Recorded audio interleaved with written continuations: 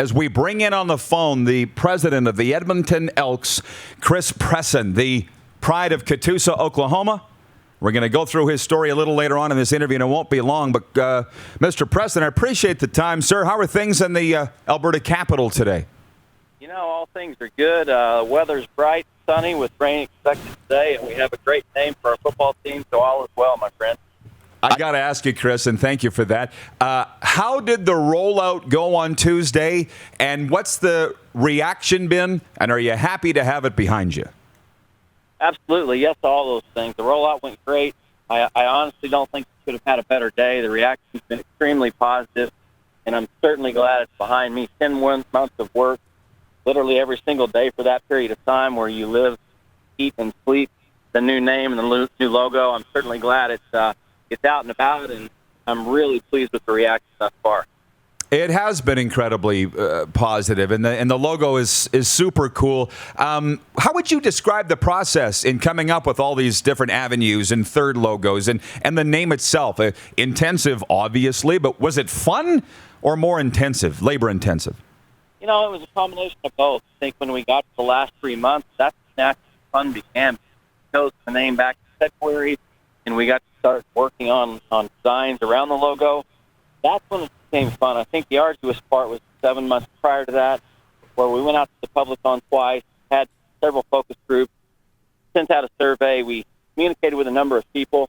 Again, that was the part that was certainly eye-opening, but by the same token, it was a bit challenging. And then again, the last 2 months when the fun began. Chris, John Lynch here. You're quite a guy. You've been all over the world managing different sporting organizations. You hit Edmonton a couple of years ago. What do you think of this Eskimo situation? Well, the Elk situation now. What do you think of the Canadian Football League and the football interest in Edmonton in particular? I think it's awesome. I love the tradition and I love the heritage, and those are two of the biggest reasons that I came here. The winters are harsh, no doubt. The summers are certainly worth it. CFL in general. Again, what a great league. Great tradition. Just things that are out of the ordinary and unique to the rest of the world are just so phenomenal. It's what makes our sport and our league great, and certainly looking forward to the future and having a season beginning August 5th. Chris, I got to ask you this. John mentioned your resume, and it is very impressive. In the NBA G League, Arizona Rattlers, everybody knows the indoor league, Arizona Sundogs of the Central Hockey League, 2 tours of duty with 2 teams there. Did you pay much attention to how those leagues and teams were faring in this pandemic, or did you have time, given the fact that you're the president of a flagship CFL franchise? Were you keeping an eye on what was going on down there? Yeah, I certainly was, and it was important for me to understand what other people were doing.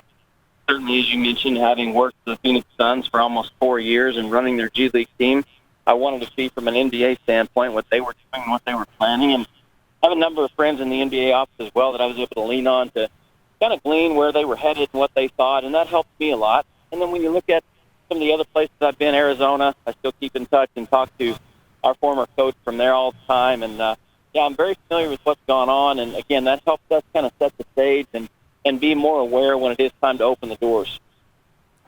I guess lastly, Chris, you're a busy guy. I just want to ask you about the August 5th kickoff and what has you so optimistic, because we've seen presidents across the league saying similar things. I can tell you here, the fans are tremendously excited because we hear from them every day, and I'm sure the Edmonton's saying the same thing. What's got you so confident?